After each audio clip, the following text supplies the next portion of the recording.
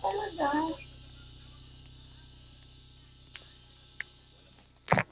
No.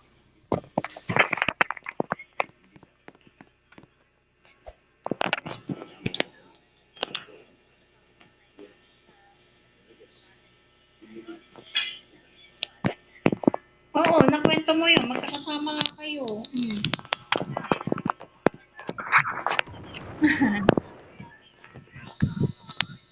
Kung operahin.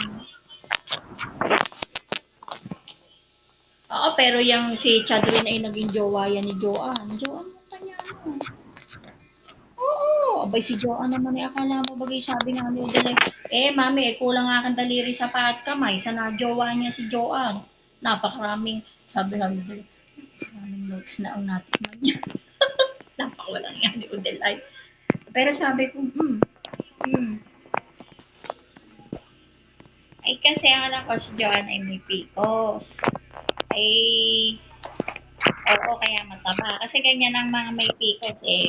Karamihan. Meron din namang payat.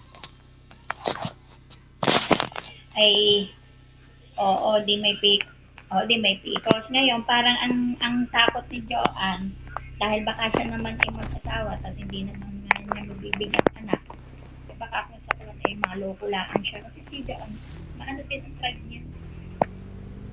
Kaya yan ay nagpaganyan-ganyan. Yan ay hindi talagang ano. Pero alam mo yan, ay muntik nang maging sila ni Udel.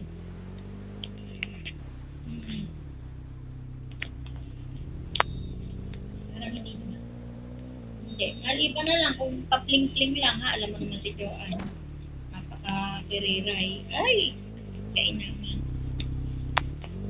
Hindi. Maya ang at gano'n rin pala. Teka nga pala kung inaalaala kung may marites.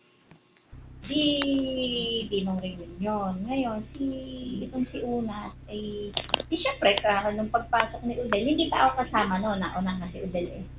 Parang si Udel daw ay parang nagulat or parang medyo nabadrit kay Unat at para daw, syempre, mga may tagay na, alam mo naman.